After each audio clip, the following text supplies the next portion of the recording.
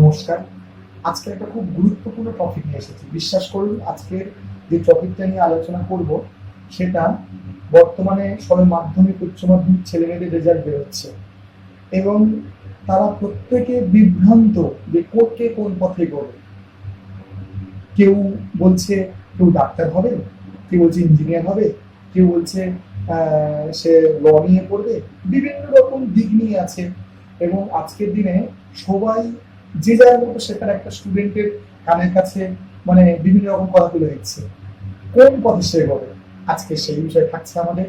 আপনারা পুরো ভিডিওটা স্কিপ না করে দেখবেন। আমারও মনে হচ্ছে এই ভিডিওটা প্রত্যেকটা গার্জেন যারা আজকে পরীক্ষা দিয়েছে প্রত্যেকটা গার্জেনের দেখা উচিত বা এইরকম ভিডিও দেখা উচিত। আজকে আমরা সেটাই আলোচনা করব। আপনার ছেলেকে কি নিয়ে পড়াচ্ছেন, কোন বিষয়ে সে এগোনোর চেষ্টা করছে, আপনি কি জানেন যে ওই বিষয়ে সে সাকসেস হতে পারে? আচ্ছা, জ্যোতিষ শাস্ত্রে কি এমন কোনো বিষয় রয়েছে যেখান থেকে যে সাকসেস খুঁজে পেতে পারে? আজকে সেই বিষয়টাই নিয়ে আলোচনা করব। হ্যাঁ বন্ধুগণ, এইরকম বিষয় জ্যোতিষ শাস্ত্রে রয়েছে। আমি মনে করি প্রায় 70% মানুষের মধ্যে কিছু গুরুত্বপূর্ণ কিছু বিষয় রয়েছে, ভগবান দিয়েই পাঠিয়েছে, কিন্তু সেটা প্রকাশ কেন পায় না, নিরাশ কেন হতে হয়? এখানে একটা প্রশ্ন। এখানে একটা বিষয়টা কি, মনে করুন আমি ক্রিকেট খেলা দিয়ে একটা আমি উদাহরণ দিয়ে এখানে বোঝাচ্ছি। যেখানে একজন বোলার সে বলটা করছে, যিনি ব্যাট করছেন তিনি কিন্তু জানেন না সে বোলার কিভাবে বলটা করবেন। ঠিক তেমনই ইউনিভার্সের কৃপাটাও আমাদের জীবনে ঠিক সেই রকমই। ইউনিভার্সের কৃপা আমাদের উপর নেমে আসছে, যিনি ব্যাট করবেন, ইউনিভার্সের কৃপাটা যিনি নেবেন তার উপরে ডিপেন্ড করছে সেটা 6 হবে, 4 হবে না 3 বোল্ট হবে।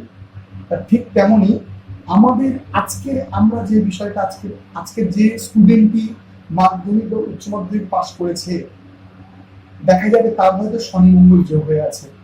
আপনি চাইলেন তাকে ল নিয়ে পড়াবেন, আদতে কি হবে? কি যদিও হয়, যেরকম হওয়ার কথা ছিল সেরকম কি হবে?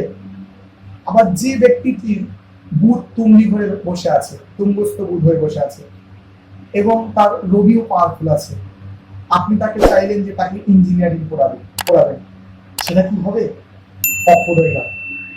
আমাদের কোন পথে গেলে আমাদের সঠিক, আমার মধ্যে অনেক গুণ থাকতে পারে, আমার মধ্যে অনেক কিছু রয়েছে, কিন্তু আমি যেটা চুজ করছি সেটি কতটা আমার জন্য সুইটেবল। যেমন ধরুন, কেউ ড্যান্স নিয়ে এগোতে চাইছে, সে ড্যান্সার হবে। ড্যান্সার হতে গেলে তার দুটো দিক, একটা টিচিং প্রফেশন যেতে হবে কিংবা তার স্টেজে পারফরমেন্স করতে হবে। স্টেজে পারফরমেন্সের জন্য মঙ্গলকে পাওয়ারফুল থাকতে হয়, আর টিচিং প্রফেশনের জন্য তার বৃহস্পতি পাওয়ারফুল থাকতে হয়। এবং ড্যান্সিং ব্যাপারটা দেয় শুক্র, কিছুটা ম্যাক্সিমামটাও দেখে। তাহলে তিনটে গ্রহর দিকে আমাদের জ্যোতিষ তাকাতে হবে। এই তিনটে গ্রহ তার পাওয়ারফুল তো। কেউ হতে চাইছে যে সে ডাক্তারি নিয়ে পড়বে, তাহলে ডাক্তারি নিয়ে পড়তে গেলে কি কোন কোন গ্রহ তার পাওয়ারফুল থাকতে হবে? ডাক্তারি নিয়ে পড়তে গেলে প্রথম দেখতে হবে আমাদের রবি এবং মঙ্গল কেমন অবস্থায় রয়েছে।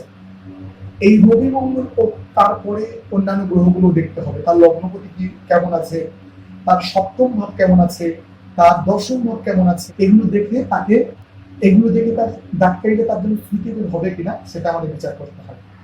দেখা যাবে হয়তো আপনার ছেলেটাকে আপনি সায়েন্স দিয়ে দিয়েছেন, না প্রত্যেকটা বাবা মার একটা স্বপ্ন থাকে যে আমার ছেলেকে আমি সায়েন্স নিয়ে পড়াবো, কিন্তু আমি এরকম দেখেছি বহু ছেলে মেয়ে সায়েন্স নিয়েছে বলে তারা মানে মাঝপথে গিয়ে পড়াশোনা বন্ধ করে তারা কোনো কাজে চলে গেছে। কিন্তু সেই ছেলেটি যদি হয়তো কমার্স নিয়ে পড়তো, খুব ভালো জায়গাতে সে প্রতিষ্ঠা পেত। এগুলো একজন অ্যাস্ট্রোলজার সঠিকভাবে বলে দিতে পারেন। আপনার ছেলেকে কোথায় ভর্তি করবেন, হয়তো আপনি ভর্তি করেই দিয়েছেন, তবুও এখনো হয়তো সময় আছে অনেক, তার সাবজেক্ট গুলো আপনি চেঞ্জ করতে পারেন। সেটি একজন সঠিক অ্যাস্ট্রোলজারের সঙ্গে কথা বলে, এবং আপনার ছেলেটা, আপনি সেই স্টুডেন্টটা আপনি তাকে জিজ্ঞেস করুন বা তার মতটা কি, সে কি ভালো লাগছে, তার পছন্দের বিষয় কি, সে কোন দিকে এগোতে চাইছে, সবকটাকে মিলিয়ে আপনি যে পরিস্থিতি বিলং করছেন সেই পরিস্থিতি থেকে তাকে সেই জায়গাতে নিয়ে যেতে পারবেন কিনা, সেগুলো সব বিচার বিশ্লেষণ করে তারপরে আপনার ছেলেকে আপনি সেই জীবনের দিকে এগিয়ে দিন।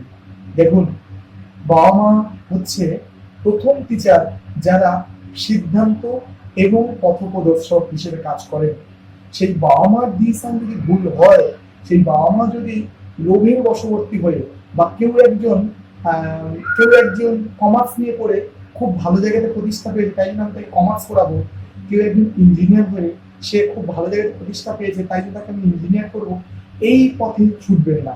এই পথে না ছুটে আপনি সেই পথে নিয়ে যান তার যেখানে গুড লাক লুকিয়ে আছে, সেখান দিয়ে সেই জায়গাটাতে তাকে সেই পথে তাকে নিয়ে চলুন, সেজন্য সেই জায়গাটাতে ক্লিক করতে পারে। তাহলে এখানে অ্যাস্ট্রোলজি অনেকখানি ভূমিকা পালন করতে পারে। তার সঙ্গে সঙ্গে দেখুন আপনার বাড়ির ঈশান কোণটা কেমন আছে, ভারী কিছু নেই তো, টয়লেট বাথরুম নেই তো, রান্নাঘর নেই তো, তাহলে কিন্তু আপনি ডিসিশন ভুল নিতে পারেন। আপনার বাড়ির দক্ষিণ পশ্চিম দিকটা দেখুন, বাথরুম নেই তো, কিচেন নেই তো, এগুলো লক্ষ্য করতে হবে আপনার বাস্তুর মধ্যে। পশ্চিম দিকটাতেও যদি প্রবলেম থাকে, সেখানে সন্তানের ভাগ্যের জায়গাতে প্রবলেম হয়। তাহলে আপনারা প্রত্যেকটা ছেলেমেয়ের জন্য একটু ভালোভাবে অ্যালার্ট হন এবং তার জন্য যেটা ভালো সেই পথে তাকে এগিয়ে দিন।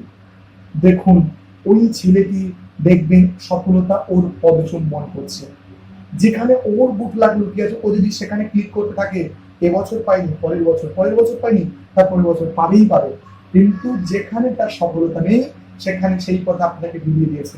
দেখবেন সেসব 10-12 হাজার টাকার একটা মাইনের একটা কাজ নিয়ে সে তার জীবনটাকে কাটিয়ে দিল। যাই হোক, একজন সঠিক অ্যাস্ট্রোলজার বলে দিতে পারে আপনার ছেলে আপনার মেয়ে কোন পথে গেলে সফলতা পাবে। নমস্কার, আমাদের চ্যানেলের সঙ্গে থাকবেন, আমাদের চ্যানেল সনাতন জ্যোতিষ বিজ্ঞান চ্যানেল।